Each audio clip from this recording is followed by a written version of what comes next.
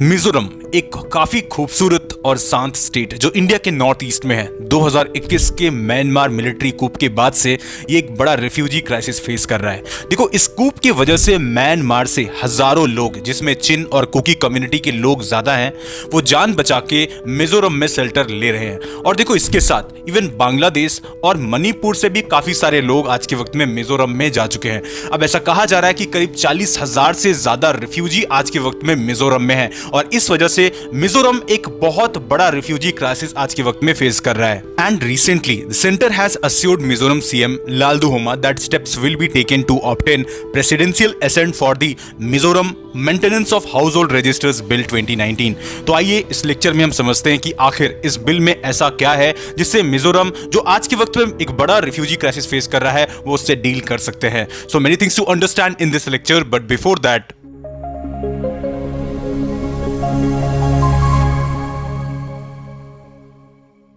Now, before starting this lecture, there is a question for you that which is the Mizoram state animal? इनमें से कौन सा मिजोरम का state animal है?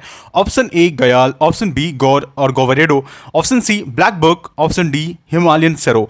सही आंसर आप कमेंट सेक्शन पर दीजिए और सही होने पर I will give heart on your comment. And if you are an UPSC aspirant और अगर आपके मन में किसी भी किस्म का डाउट है कि कैसे इस एग्जाम को अप्रोच करें, किस तरह से सिलेबस को कंप्लीट करना है, आपको शेड्यूलिंग में दिक्कत आ रहा है, टाइम टेबल में प्रॉब्लम्स है और इसके साथ सब्जेक्ट वाइज स्ट्रैटेजी क्या होना चाहिए, तो ऐसे में डोंट वरी, श्रीराम साइंस आपके लिए लेकर आया है फ्री, जी हां, फ्री 1-to-1 मेंटरशिप, जहां पर आप बिल्कुल डिस्क्रिप्शन में आपको मिलेगा लिंक, राइट, और वहां पर आपको एक फॉर्म फिल करना है और आप हमारे एक्सपर्ट्स के साथ में डायरेक्टली जुड़ सकते हैं, जिससे सारा डाउट आप क्लियर कर सकते हैं एक करके, और ऐसे में हम आपको मदद करेंगे आपके जर्नी में, राइट।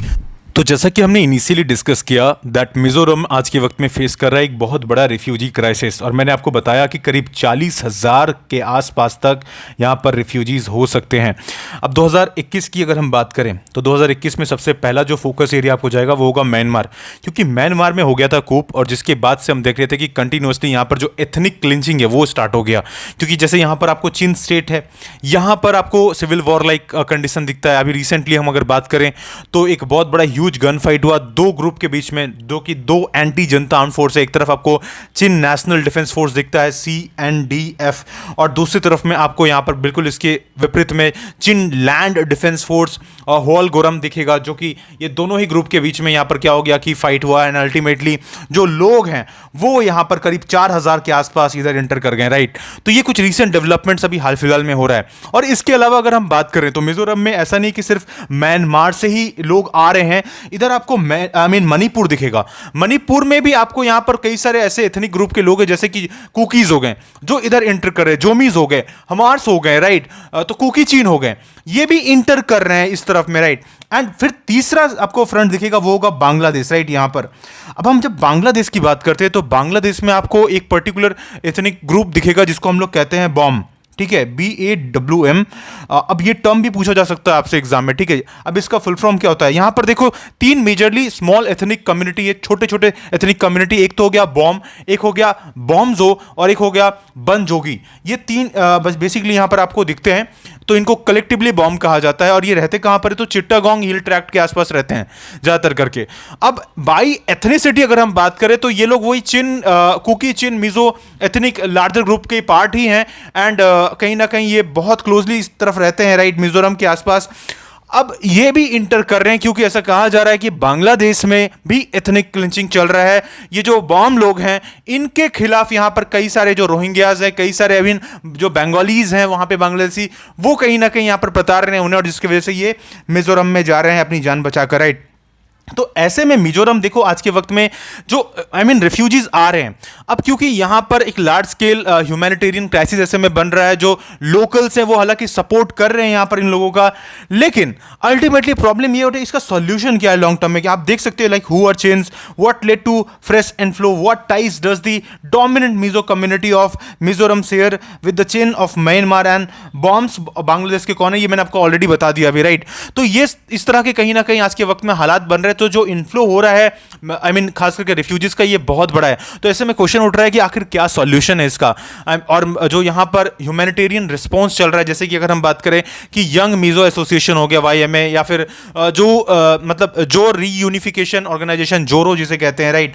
तो ये अपने तरफ से कहीं ना कहीं काफी मेजर रोल प्ले कर रहे हैं यहाँ पर एड्स को देने में, लेकिन अल्टीमेटली वही बाद में क्वेश्चन उठेगा कि ये इसका सॉल्यूशन क्या है। और इसी क्वेश्चंस को उठाकर यहाँ पर जो चीफ मिनिस्टर है लाल दोहमा वो भी क्वेश्चन उठाए रिसेंटली, जाकर उन्होंने even prime minister Modi ji के सामने ये क्वेश्चंस को उठाया था कि इसका सॉल्यूशन क्या है, क्योंकि ये बहुत बड़ा क्राइसिस है ऐसे में, right. Before coming to the solution part, मैं काफी इंपॉर्टेंट टर्म को यहाँ पर आपको समझाता हूँ। पहला चीज तो ये कि आखिर ये रिफ्यूजी जो शब्द है, इसका डेफिनेशन, प्रॉपर डेफिनेशन क्या है, राइट। अगर मान लो एग्जाम में इससे रिलेटेड क्वेश्चन आ रहा है तो you need to put some points here. तो जो definition as per the international law या इसका जो लीगल फ्रेमवर्क है, तो इसके लिए we have a definition of United Nation refugee, right, refugee convention है, राइट। एंड इवन 1967 के प्रोटोकॉल के हिसाब से यहां पर बताया जाता है कि एक रिफ्यूजी वो है जो अपनी कंट्री ऑफ ओरिजिन को छोड़कर बाहर जा रहा है। A refugee is someone who is outside their country of origin and is unable to return. वो वापस नहीं आ पा रहे हैं, इसका कारण क्या है? Because they have well founded fear of persecution here. उनको डर है कि अगर वो वापस गए तो उन्हें परसिक्यूट कर दिया जाएगा उनके देश में, and this fear may be based on their race, religion, nationality, membership of a particular social group, whatever it is. But यहां पर इन्हें डर है कि वापस ये अगर गए तो इन्हें मार दिया जाएगा, राइट। तो ऐसे जो ग्रुप्स होते हैं, ऐसे जो लोग होते हैं, इन्हें हम refugees as a term use करते हैं यहां पर। अब इनके पास प्रावधान होता है, कई सारी कंट्रीज असाइलम देती है, जैसे कि यूनाइटेड किंगडम हो गया, राइट, यूके जैसे देश हो गए, तो वहां पर उन्हें कई बार असाइलम मिलता है। लेकिन when it come to India it is different. When it comes to India it is very different. Why I am telling you, पहली चीज तो यहां पर यह है कि देखो बाहर में क्या होता है कि रेफ्यूजीज को हम इलीगल माइग्रेंट्स नहीं मानते as per this convention. Refugees are not illegal migrants, very important point है, राइट। ये इलीगल माइग्रेंट्स कंसिडर्ड नहीं होते हैं क्योंकि ये परसिक्यूशन के डर से भागे हैं। वेरएज एक इलीगल इमिग्रेंट क्या होता है, वो वॉलंटरीली क्या करता है, क्रॉस करता है बॉर्डर को। मान लो कि अपने मतलब जॉब की तलाश में या किसी इकोनॉमिक अपॉर्चुनिटी की तलाश में, तो इस वजह से वो वॉलंटरीली कहीं ना कहीं क्रॉस करते हैं। लेकिन इलीगल माइग्रेंट्स बिल्कुल इसके उल्टा है, राइट। नो, इंडिया के कंटेक्स्ट में जब बात करते हैं कि यहां पर जब बात इंडिया का आता है, तो फिर यहां पर क्या इंडिया भी इस कन्वेंशन के अंदर में? तो नहीं। याद रखना that India is not a signatory of this 1951 refugee convention or either 1961 protocol, right? हम यहां पर हमारा जो खुद का as such national refugee law है वो नहीं है एज सच स्पेसिफिक, बट यहां पर जो रिफ्यूजीज मान लो इंडिया में आ रहे हैं तो उनको डील किया जाता है as per the foreigners act of 1946, right. Foreigners act of 1946, very important, right. तो ये ध्यान रखना है यहां पर, ओके। इसके अलावा यहां पर इंडियन पासपोर्ट एक्ट हो गया 920 का, या फिर यहां पर रिपार्टीशन ऑफ प्रिजन एक्ट ऑफ 2003। तो ये कहीं ना कहीं कुछ इंपॉर्टेंट एक्ट्स हो गए। अब देखो, जो इंपॉर्टेंट चीज ये भी है कि हम यहां पर अगर इस तरह के कुछ बाहर के लोग आ रहे तो उन्हें हम इलीगल माइग्रेंट से डील करते हैं कई बार, क्योंकि एज सच देखो यहां पर रेफ्यूजीज और इलीगल माइग्रेंट्स के बीच में डिफरेंशिएट करना भी कई बार बहुत डिफिकल्ट हो जाता है, राइट। तो वहां पर एम्बिग्विटी रहता है अक्सर।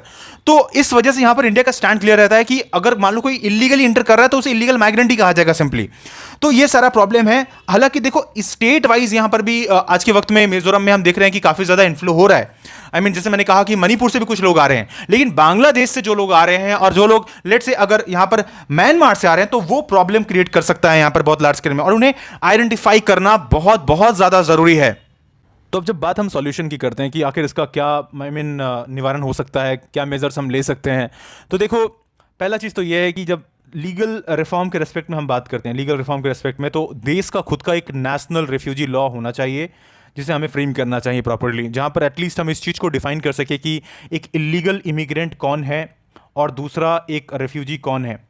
देखो कई बार क्या होता है, ये क्यों जरूरी हो जाता है, क्योंकि हमारे आसपास नियर बाय जब हम कंट्रीज़ को देखते हैं, जैसे बात बांग्लादेश की कर लो रिसेंटली, तो बांग्लादेश में हमने देखा कि किस हिसाब से वहाँ पर जो माइनॉरिटी कम्युनिटी है, हिंदू माइनॉरिटी कम्युनिटी, उनको वहाँ प्रताड़ा जा रहा है, वहाँ पर उनके खिलाफ अगर अत्याचार हो रहा है, तो कुछ लोग अगर लेट से अपनी जान बचाने के लिए आ रहे हैं, तो क्या हम उन्हें illegal migrant as a deal करें या फिर उन्हें एज अ रिफ्यूजी ट्रीट करें?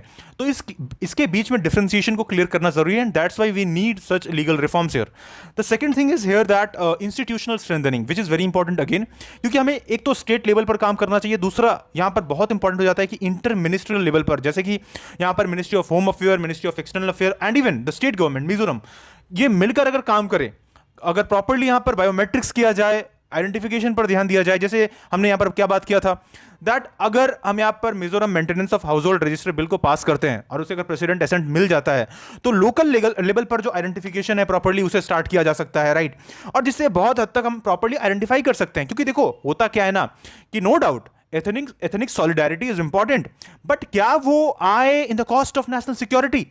तो ये बिल्कुल भी हम नहीं चाहेंगे। तो इस वजह से यहां पर कहीं ना कहीं पॉइंट्स को यहां ध्यान रखने की जरूरत है।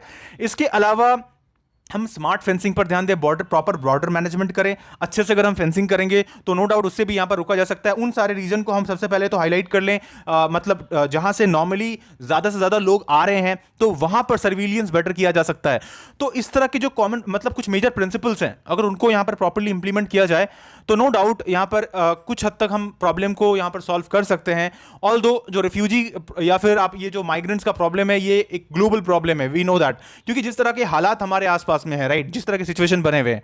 Bye the way, what's your opinion on this particular issue? आपका क्या मानना है? Do let me know in the comment section. And for more these videos do subscribe to Shriram साईएस। हम आपके लिए इस तरह के और भी इंपॉर्टेंट एंड इसके साथ इंफॉर्मेटिव लेक्चर्स लेकर आते रहेंगे जो आपकी एग्जाम्स के लिए काफी जरूरी हैं। तो अगर आपने अभी तक इस चैनल को सब्सक्राइब नहीं किया तो जल्द से जल्द कर लीजिए। मिलते हैं अगले लेक्चर में। Thank you so much.